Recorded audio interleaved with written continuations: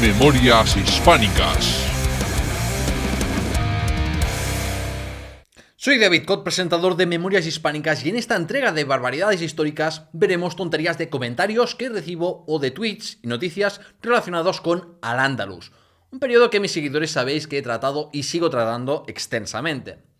Si te perdiste el primero de este tipo de episodios, te recomiendo escucharlo y no te pierdas nuevas entregas o todo mi contenido sobre la historia de España suscribiéndote al canal y dos podcasts, La Historia de España, Memorias Hispánicas. Dicho esto, empecemos con las tontadas, primero con unas que denigran al Andalus y su legado, y luego con otras que la idealizan. Este seguidor hater que tenía en TikTok me escribió: Al-Ándalus fue el mayor centro de tráfico de esclavas y niños. En 8 siglos ni carreteras, ni puentes, ni industrias. Solo esclavas y niños y rapiñas. En fin, yo creo que la tontería se explica sola, pero vamos a contraargumentar igualmente. Al-Ándalus capturó y traficó con esclavos. Fue una de sus mercancías de importación y exportación destacadas, pero no fue una sociedad esclavista. Esto significa que su modelo social y económico no tenía como base la esclavitud. El tráfico de esclavos era una actividad económica más, pero no era una sociedad que explotaba esclavos o siervos para trabajar la tierra, por ejemplo, sino que la mayoría de andalusíes eran jurídicamente libres y o bien propietarios o bien jornaleros u otro tipo de trabajadores asalariados. Los andalusíes crearon muchas infraestructuras, castillos, puertos, astilleros, multiplicaron mucho el número de infraestructuras para la agricultura de regadío y eso aumentó mucho la productividad y diversificó la producción, y elevaron en general el grado de desarrollo económico de la península ibérica a un nivel sin precedentes, proliferando muchas industrias que antes o no existían o habían sido actividades marginales. Todos estos temas de historia socioeconómica los trato con más detalle que ningún otro divulgador en mis episodios 45 y 46 de la historia de España, así que asegúrate de escucharlos. En mi TikTok sobre el uso de la historia medieval por parte de Vox, uno, ni corto ni perezoso, me dejó este comentario. Diferencia, en América se habla español y en España no se habla árabe, así que mucha cultura no trajeron. No sé, de verdad, o sea, ¿alguien me puede explicar cómo este tipo se graduó, no ya de la secundaria, es que de la primaria? Igual, en lo de que España no se hable árabe tiene algo que ver la política sistemática de erradicación de la cultura árabe y expulsión o esclavización de los andalusíes. No sé, nada, un pequeño detalle. Y por otro lado, también es criticable hablar de los árabes trajeron o no trajeron no sé qué. O sea, a ver, esta es una forma de extranjerización de la cultura árabe.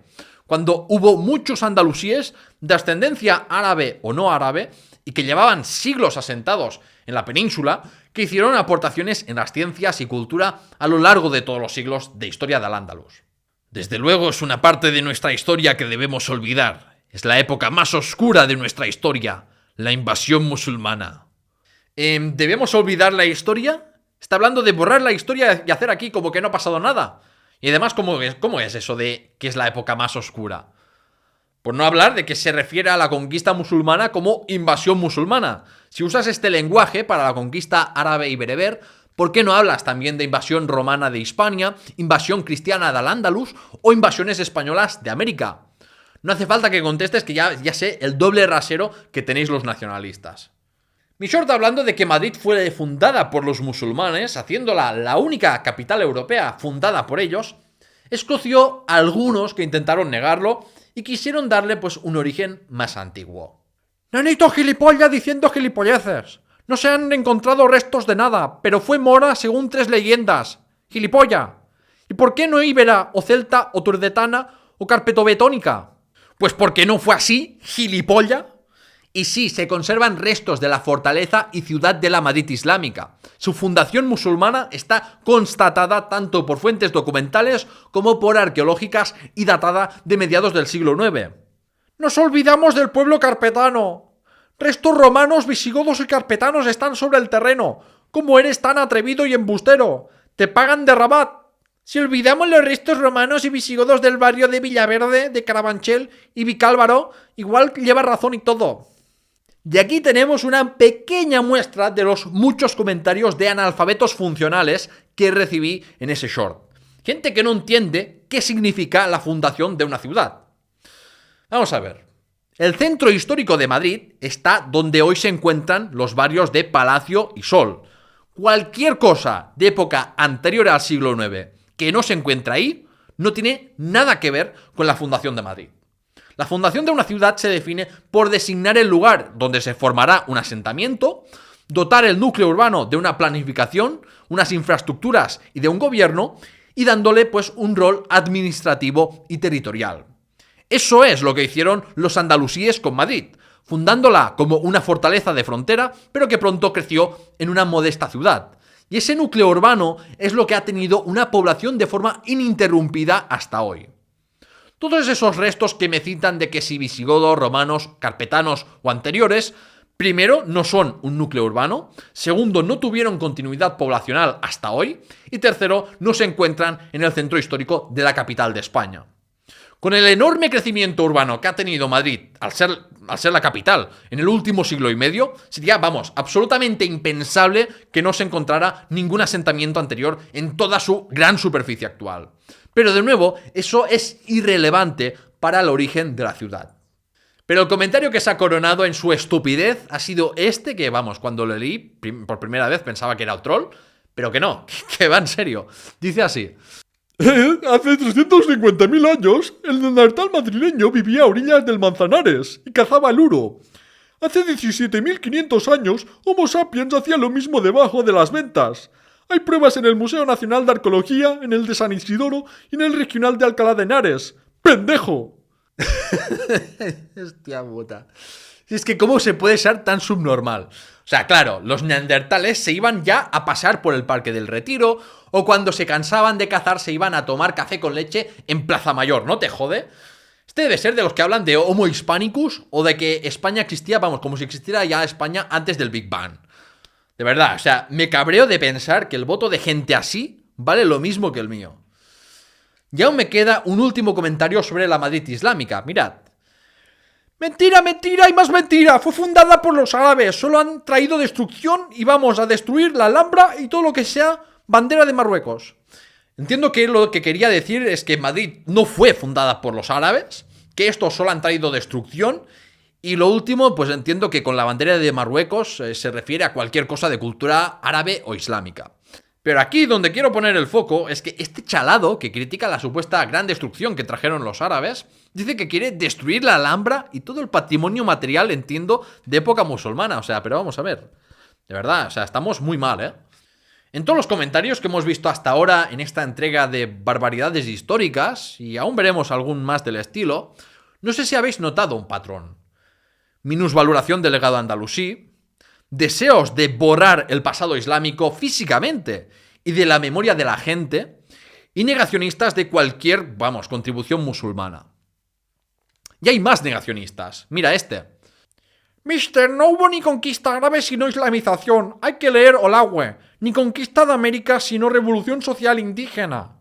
En fin. Para quien no conozca esta teoría, que ya comenté en el episodio dedicado a la conquista musulmana, hay pseudohistoriadores como Ignacio Olagüe o Emilio González Ferrín que niegan que se produjera la conquista musulmana y defienden que hubo una arabización e islamización así espontánea sin que llegasen árabes o bereberes a colonizar al Andalus. Todo esto es puro negacionismo y un fraude científico, y supone negar toda la abundante evidencia documental, arqueológica, toponímica, genética y de mucho otro tipo que confirma la conquista islámica. Pero en fin, es que con estos negacionistas es difícil razonar nada, porque por mucha evidencia que les presentes, van a mantener su versión y decir que no, que la historia científica es una conspiración de la historia oficial y bobadas similares. Relacionado con esta conspiración de la historia oficial, que a saber quién la promueve, por cierto, hay negacionistas de la posibilidad de conocer la historia si no estabas presente al ocurrir unos hechos. ¿Estabas tú? ¡Qué bien te conservas! ¿Qué, estabas ahí y lo viste? De la historia oficial nada me creo. Si nos mienten con lo que pasa ahora mismo, imagínense con lo que pasó hace siglos. Claro, o sea, según la lógica de esta gente con la inteligencia justa para no cagarse encima, no solo no podríamos hablar de la historia, sino de cualquier acontecimiento contemporáneo. No se podría hablar de noticias políticas, ni de sucesos criminales, ni tan siquiera podrías hablar con tus amigos de cosas que les hayan ocurrido o que hayan oído, porque claro, ¿Cómo vas a saber si es verdad si no estuviste ahí para verificarlo? Y también parte de una premisa falsa, y es la de pensar que unas personas observando unos mismos hechos los van a interpretar igual, cuando cada persona tiene sus propias ideas, intereses y subjetividad. Tampoco existe una historia oficial. El conocimiento histórico está en constante revisión de científicos muy diversos que presentan opiniones distintas o contradictorias entre sí. O sea que sí, nos podemos aproximar y nos estamos aproximando cada vez más a la realidad histórica, entre comillas. Por mucho que la verdad absoluta será siempre inalcanzable por ni siquiera existir, o digamos, por depender de qué perspectiva lo veas al final. Este no es tanto una tontería histórica, sino un mito bastante extendido y que hay que poner bajo el radar de los despistados. Los judíos se vengaron bien ayudando a los maometanos en los primeros años de la invasión, guardándoles las ciudades invadidas para que pudiesen ir más rapidito con la invasión. En los años finales del reino visigodo, los judíos habían sido perseguidos con la mayor vehemencia, siendo esclavizados, forzados a convertirse y con sus niños arrebatados y dados a familias cristianas. Una represión antijudía sin parangón en la antigüedad tardía. Así que ciertamente nadie tenía más derecho que los judíos a querer destruir su reino y aceptar el gobierno de los árabes, que serían tolerantes con su religión. El problema es que esta información de que los judíos traicionaran a los godos y abriesen las puertas de las ciudades, o la de que guardaron las fortificaciones conquistadas para así facilitar el avance bereber y árabe, pues no está en ninguna fuente contemporánea ni cercana a los hechos. Ni los reputados cronistas Ahmad al-Razi o Ibn Hayyan lo mencionan. Y es una noticia que solo aparece en el siglo XIII en fuentes latinas y árabes en un contexto de fuerte antijudaísmo en el mundo islámico y cristiano. Por lo tanto, no es más que un bulo para legitimar el discurso reconquistador y presentar a los cristianos como víctimas de los siempre traidores judíos. Igual que la leyenda de las 100 doncellas que desmonté en el anterior episodio de Barbaridades Históricas, que hace lo mismo con los musulmanes. Y además, solo hay que aplicar la lógica para ver que esto no puede ser cierto. Ni los judíos han destacado nunca por ser un pueblo guerrero, ni tras la represión visigoda contra ellos quedarían muchos o serían capaces de organizarse, ni tampoco unos conquistadores auspiciados por un estado central fuerte, como el califato omeya de Damasco, confiarían un rol tan vital como controlar ciudades a unos tipos que no eran suyos ni les debían ninguna lealtad. Hasta ahora más o menos hemos visto comentarios contrarios a Al-Ándalus. Pero ahora comentemos algunas barbaridades históricas de gente que idealiza al Andalus o de nostálgicos musulmanes que blanquean el imperialismo árabe. Como este en TikTok, que me dijo: sepa usted que la península era literalmente salvaje, los árabes los civilizaron. La verdad es que a este tipo le pongo un 0 en originalidad. Que esta justificación civilizadora del imperialismo ya está muy vista, hombre, sácate algo más original. Literalmente todos los imperialismos dicen que van a civilizar, pero aunque te saquen infraestructuras y demás para justificarlo, también viene con el coste de una sociedad con trato desigual entre, digamos, el conquistador y el conquistado, con una explotación de los recursos de los conquistados y una asimilación cultural y conversión religiosa. La afirmación de este que dice que los árabes vinieron a civilizar niega que existiera cultura en el reino visigodo, la Hispania romana, en la protohistoria con los tartesios, los íberos o los fenicios. En fin, que a Isidoro de Sevilla créeme que le gustaría tener unas palabras con este pedazo de ignorante. En Twitter, por ejemplo, vi este comentario en inglés de un musulmán pidiendo que, en venganza por la limpieza étnica y religiosa que los cristianos hicieron, España y Portugal deben desaparecer y ser reemplazadas por Nueva Al-Ándalus con los descendientes de los musulmanes y moriscos expulsados. Es bien conocido que una organización terrorista como el ISIS también pedía la restauración de Al-Ándalus. Y es que desde España no nos damos mucho cuenta de esto por la barrera del idioma, pero en el mundo árabe hay un número muy significativo de nostálgicos de Al-Ándalus y blanqueadores del imperialismo árabe. Tanto es así que ya expliqué en el episodio de la conquista musulmana que para las conquistas musulmanas hablan de Fath, que significa apertura, que es como decir que los países abrieron sus puertas ahí pacíficamente y sin oponer resistencia al Islam. O como se diría en español, es como los que hablan de liberación de América y bobadas blanqueadoras de este tipo, en vez de decir conquista. Nostálgicos y blanqueadores de imperios, hay en todos lados. Y el mundo árabe no es una excepción. Una mujer me dejó este comentario que no venía a cuento en mi episodio sobre la finda del Emirato de Córdoba. Yo no soy goda, yo soy andalusí y tampoco veo a ningún reino de España en esos mapas. Ni eres goda ni eres andalusí. La cultura andalusí se extinguió y su heredera más cercana por las migraciones, sería la marroquí. Esta debe ser, una de estas andalucistas filoislámicas que comete el atropello histórico de decir que Andalucía es Al-Ándalus, cuando Al-Ándalus fue mucho más. Y la actual Andalucía, es el resultado de la conquista cristiana más que de la herencia islámica. Al andaluz se convivían varias religiones, la principal prueba, la posibilidad de matrimonios mixtos en el Islam. Menudo personaje. Cuando dice matrimonios mixtos se refiere a matrimonios interreligiosos. Pero lo que no cuenta este personaje es que esa posibilidad solo la tenían los hombres musulmanes en relación a mujeres cristianas y judías. Matrimonios entre un hombre cristiano o judío con una musulmana estaban absolutamente prohibidos. Aún en el siglo IX se tiene constancia de alguna unión así por los conocidos como mártires de Córdoba, pero al consolidarse la islamización, esto estuvo tajantemente prohibido. Esto se debe a que desde la mentalidad patriarcal árabe, los hijos se criaban en la religión del padre, con lo cual era irrelevante la religión de la madre. Todas las religiones abrahámicas condenaban los matrimonios interreligiosos por el miedo a perder feligreses, sobre todo por las mujeres, además de por la posibilidad de que surgieran herejías y contaminaciones en la pureza de la fe. En todo caso, los matrimonios y las relaciones de concubinato entre hombres musulmanes y mujeres cristianas eran una forma de demostración de la superioridad musulmana y de humillación a los cristianos, porque el sexo también es poder. Luego, entre las tonterías históricas está el mito de la convivencia en Al-Ándalus. Aquí tenemos el ejemplo de unas declaraciones en el Congreso de los Diputados de la exdiputada de Podemos y andalucista Isabel Franco, afirmando que en Al-Ándalus convivían tres culturas. Fue la monarquía hispánica la que provocó una enorme invasión, genocidio y ocultación. Este tema de la convivencia ya lo hablé en detalle en el episodio 33, Arabización e Islamización de Al-Ándalus. Pero para empezar, ya puedo decir que es falso hablar de tres culturas. Una religión no es lo mismo que una cultura. Al-Ándalus fue un país de cultura árabe, por lo cual, todas estas culturas hispanogodas o bereberes que existían antes terminaron siendo asimiladas en una cultura árabe. Ya daba igual ser musulmán, cristiano o judío, que se adoptó la lengua árabe, nombres árabes e incluso hubo costumbres propias de la religión islámica que por costumbre social terminaron por imitar los mozárabes y judíos andalusíes. Sobre la tolerancia religiosa en Al-Ándalus, ya expliqué que Al-Ándalus, al igual que el resto del mundo islámico, fue una realidad cambiante. En los primeros siglos, en los que la población musulmana era minoritaria, por supuesto que no les quedaba otra que ser tolerantes y no imponer discriminaciones duras contra los cristianos y judíos.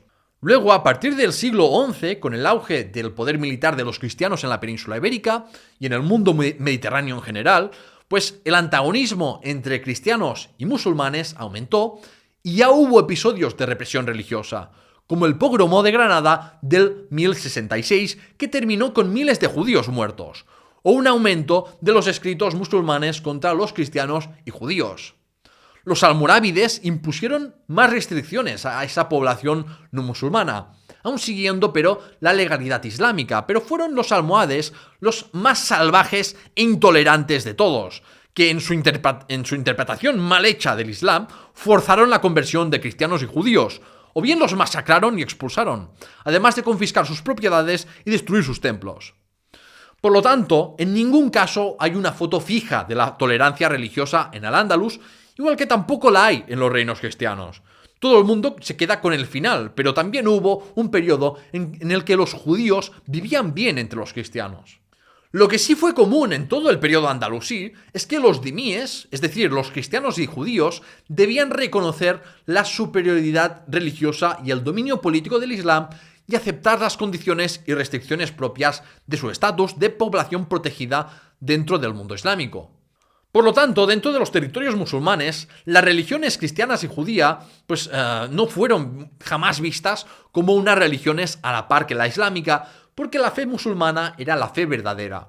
No tenían una concepción de respeto a las religiones en un plano de igualdad, como proclama el liberalismo, sino que se trataba de una relación de subordinación del resto de religiones al Islam.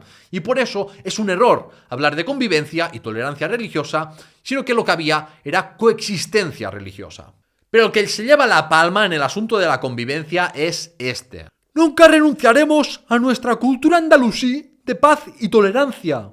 A los que solo estén escuchando esto pueden decir, bueno, ha dicho una gilipollada andalucista, pero ya está.